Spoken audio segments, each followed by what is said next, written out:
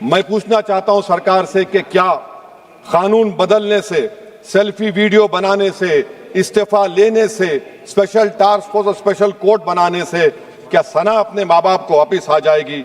ये सरकार को जवाब देना है। ये सरकार इतनी बेहिसी और बेरहमी के साथ इन नौजवानों से उनसे बर्ताव कर रही है, ये बिल्कुल नौजवानों से दूर हो चुकी है। इनकी तकलीफ को समझना छोड़िए, एहसास भी इनमें खत्म हो चुका है। ये मसवदा कानून क्या है मैडम, जो 2024 के कानून में नहीं था? UGC NET, UGC CSIR NET, NEET 2 मरतबा पेपर लीक हो गया। आप जुर्माना बढ़ा रहे हैं, आप सजाएं बढ़ा रहे हैं। आखिर बताइए, ये बढ़ाने से कुछ होने वाला है क्या? असल गलती कहां पर है? आपने इन अकाउंटेबिलिटी को खत्म कर दिया, इन्वेस्टिगेटिंग एजेंसीज को कोई ताकत नहीं दी, और आप इन्वेस्टिगेशन को इख्तियार भी नहीं देते कि जो पेपर लीक करते उनको सजा दी जाए। कितने अफसोस की बात है मैडम कि आईएएफ को इस्तेमाल, इंडियन एयरफोर्स का इस्तेमाल किया जा रहा है। वजीर आजम 130 करोड़ आवाम के हैं, वो सिर्फ एक एग्जाम की निगरानी कर रहे हैं, और ये सरकार बड़ी फख्र से कहती है कि वजीर आजम देख रहे हैं। एयरफोर्स को इस्तेमाल किया जा रहा है। क्या एयरफोर्स को एक जमहूरी मुल्क में एक सिविलियन काम के लिए इस्तेमाल किया जाएगा? इससे बड़ी शर्मिंदगी और शर्म की बात नहीं हो सकती है कि एक सरकार किसी, और ये क्या बताता है मैडम कि ना वजीरों पर भरोसा है, ना वजीर आजम पर भरोसा है, तो फिर इसीलिए हम इंडियन एयरफोर्स को इस्तेमाल कर रहे हैं। मेरी मैडम, मेरी आपसे ये बोलना ये है कि स्पेशल टास्क फोर्स क्या है, हाई लेवल कमेटी क्या है? पूरा सिस्टम खराब हो चुका है, पूरे सिस्टम को बदलने की जरूरत है। मैडम, फास्ट ट्रैक कोर्ट 2019 से अब तक 1100 करोड़ रुपए फास्ट ट्रैक कोर्ट में खर्च हुए हैं, और अब तक 2,45,000 केसेस चल रहे हैं। तो ये फास्ट ट्रैक कोर्ट का ये जादू की छड़ी तो नहीं है जो आप बेच रहे हैं जनता के सामने आकर। Madam, the total number of exam leaks from 2002 to 2025 with a candidate count above 1 lakh in each is 45. The number of cases that led to conviction abysmal low। सिर्फ 2 लोगों को सजा हुई है मैडम। एनटीए क्या है? एनटीए पर RTI नहीं लगता है मैडम। एनटीए एक सोसाइटी है, ना कैबिनेट ऑर्डिनेंस से बनाया गया, ना कानून से बना। मैं खत्म कर रहा हूं मैडम। तो मैं आपसे हुकूमत से सवाल कर रहा हूं कि नीट का अंडर एग्जाम पेपर सेट हो गया था, अब नए चीफ ने आकर उसको क्यों चेंज किया? इसका सवाल जवाब दें। ये डॉक्टर सरदाना पराशर का क्या इन्वॉल्वमेंट है? पुणे लिंक क्या है? ये इनोवेटिव व्यू टेक्नोलॉजीज को 2018 से क्यों कॉन्ट्रैक्ट दिया जा रहा है बगैर टेंडर के? गवर्नमेंट ऑफ इंडिया का जीएफआरसीबी रूल्स हैं। इस इनोवेटिव टेक्नोलॉजीज का फॉरेंसिक ऑडिट होना चाहिए। एक कंपनी को सब दिया जा रहा है। मेरी रिकमेंडेशन ये है सरकार से कि एआई का क्वेश्चन बैंक बनाया जाए जो 1 लाख सवालात पर मुश्तमिल होगा। इसमें कोई ह्यूमन इंटरफेस ना होना चाहिए। और एनटीए का chairman, DG, secretary, exam controller, service IAS क्यों नहीं होता है? और फिर एग्जामिनेशन सेंटर पर मैडम बायोमेट्रिक क्यों फेल होता है? जब बायोमेट्रिक फेल होता है तभी जाकर ये पेपर लीक होता है। और मैडम, इसमें विजिल ब्लोअर्स का, मैडम खत्म कर रहा हूं, इसमें विजिल ब्लोअर्स का कोई जिक्र नहीं है। जैसा शशिकांत सिकर का पुलिस ने एफआईआर नहीं लिया, नीट सीबीएस, यूजीसी नीट का सीबीएसई में दीपक ठाकुर, ये कुछ नहीं लिया गया। सर, रिजर्वेशन में इन्होंने ऐसी घुसपैठ की है माइनॉरिटीज की कि अभी एक केस जो था हाईकोर्ट ने क्वैश किया है पश्चिम बंगाल सरकार का। सर, इन्होंने ओबीसी के आरक्षण में ऐसा किया, आगे का दरवाजा खोला, पीछे का दरवाजा खोला, और रोशनदान भी खोल दिया कि किस प्रकार से अपने वोट बैंक के सारे लोगों को माइनॉरिटी में लाया जा सके।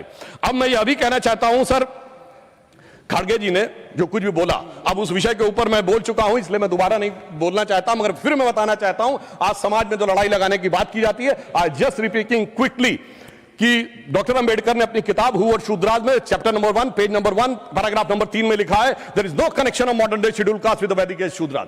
सेकंड, उन्होंने द अनटचेबिलिटी में लिखा है, पेज नंबर 155 पे आप कहेंगे तो मैं अभी आपको ऑथेंटिकेट कर दे सकता हूं, जिसमें उन्होंने लिखा देयर वाज नो अनटचेबिलिटी, मनुदेरा started on 4th century, subsequent become on 8th century. अब 8th सेंचुरी से इस देश में क्या हुआ था ये भी याद रखने की जरूरत है। पर मैं ये कहना चाहता हूं सर एक और बात, कि आज जो लोग कॉम्पिटिटिव एग्जाम वाले बच्चों के लिए कि नेता बनने का प्रयास कर रहे हैं, सर उन्होंने कभी जिंदगी में कंपटीशन देखा है?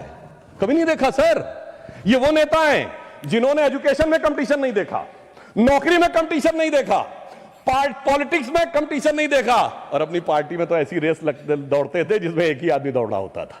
तो आप सोचिए कि जिन्होंने कभी रियल में कॉम्पिटिटिव एग्जाम क्वालिफाई नहीं किया, मतलब फेस ही नहीं किया, दूसरी तरफ हमारे नेता नरेंद्र मोदी जी जमीन से एक एक परीक्षा को पूरे करते हुए किस प्रकार से उभर कर सामने आए, तो साफ समझा जा सकता है। मैं सर कोट करना चाहता हूं, सर दुनिया की सबसे बड़ी, सर आपने अपने टर्म में बोलिए, दुनिया की सबसे बड़ी कंपनी एनवीडिया के चीफ सर जेनसेन हुआंग ने 23 सितंबर 2024 को कहा है, एनवीडिया के सीईओ ने, उसने कहा whenever I meet PM Modi I find an incredible student in him. तो एक तरफ है हमारे नेता जो motivated, dedicated and incredible student है, दूसरी तरफ एक वो है जो फ्रस्ट्रेटेड, रिजेक्टेड और हर लोकसभा सत्र के बाद इंटरनेशनली इनविजिबल नेता है। अब मैं एक और बात कहना चाहता हूं, एक चीज जो हमारे लिए चिंता का विषय है सर, देखिए जिस प्रकार की भाषाएं आई वहां पर बच्चों के उसमें वो बहुत अशोभनीय और चिंताजनक था, जिस ढंग की भाषा का प्रयोग किया गया, मगर बच्चों की क्या गलती है सर, जो बड़ों से सीखते हैं। यदि यहां पे गालियां दी जाती हैं, अभी जो सदन में सदस्य खड़े हुए उन्होंने भी गाली वाली दी थी, अलग बात है, प्रधानमंत्री जी को बिहार में मां की गाली दी जाती है, आखिर में बच्चे बड़ों से ही सीखते हैं। तो मुझे लगता है अभी ध्यान रखना चाहिए, मगर मैं दलगत भावना से अलग होकर कहता हूं, आज जो कुछ आपने सुना, हम इस तरफ पक्ष के हो या उस पक्ष के हो, क्या हमें नहीं लगता कि इस विषय को लेकर हमें चिंता होनी चाहिए, इस पे पूरे सदन को चिंता होनी चाहिए और इसका मार्ग प्रशस्त होना चाहिए। इसलिए मैं सदन की तरफ से कहना चाहूंगा कि शील, विनय, आदर्श, सभ्यता तार बिना झनकार नहीं है, शिक्षा क्या स्वर साध सकेगी यदि नैतिक आधार नहीं है। और मैं यह भी बताना चाहता हूं सर, मैं जेन जी से भी कहना चाहता हूं कि आपने एक गाना सुना होगा, यही उम्र है कर ले तू गलती से मिस्टेक। तो मैं बच्चों से बताना चाहता हूं, यह पानी की बोतल 10 रुपए की आती है, मगर Instagram free, Facebook free, WhatsApp free, Twitter free, ये फ्री क्यों दिया जा रहा है भाई? जबकि वो सभ्यता क्या कहती है, there can never be a free lunch, if there is a free lunch there has to be poison in it. तो मैं समझना चाहता हूं वो फ्री आपको इसलिए दिया जा रहा है ताकि आपके दिमागों को कैप्चर किया जा सके। इसलिए मैं पुनः 1997 की एक मूवी है यस बॉस, जो शाहरुख खान और जूही चावला थे, तो वो अपने बॉस को सोचती है कि वो मेरे लिए अच्छा कर रहा है, मगर वो उनको ट्रैप में फंसा रहा था। तो एक गाना था, बड़े टेढ़े मेढ़े दुनिया के रास्ते, खतरे ही खतरे हैं तेरे वास्ते। तो मुझे लगता है कि जेन जी को इस विषय के ऊपर समझना चाहिए। और मैं यह भी कहना चाहता हूं युवाओं से, याद रखिए योग, भोग, संग्राम तीनों जवानी के काम। और याद रखिए 80% लोग भोग में और 20% लोग संग्राम में पड़े हुए हैं।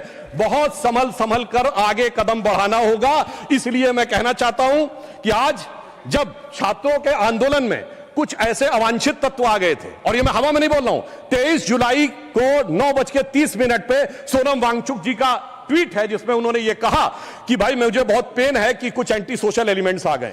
बच्चों से कहूंगा सावधान रहिए, ये बड़े खतरनाक एलिमेंट हैं, ये अवसरवादी, ये राजकतावादी हर आंदोलन में चले जाते हैं, सीए में भी चले जाते हैं, किसान में भी चले जाते हैं, कुछ पहलवान में भी चले जाते हैं, आज बच्चों में भी। तो ये वो मुखौटा है जो कभी मुसलमान के पीछे छुपता है, कभी किसान के पीछे छुपता है, कभी पहलवान के पीछे छुपता है, आज नौजवान के पीछे छुपा है। इसलिए मैं कहना चाहूंगा बच्चों से कि देखिए वो जो बच्चे हैं वो तो भटके हुए नौजवान हैं सर, बच्चे तो भटके हुए नौजवान हैं, मगर सत्ता के लालच में पक्की दाढ़ी वाला एक लटका हुआ नौजवान भी है, उससे उनको बहुत सावधान रहने की जरूरत है।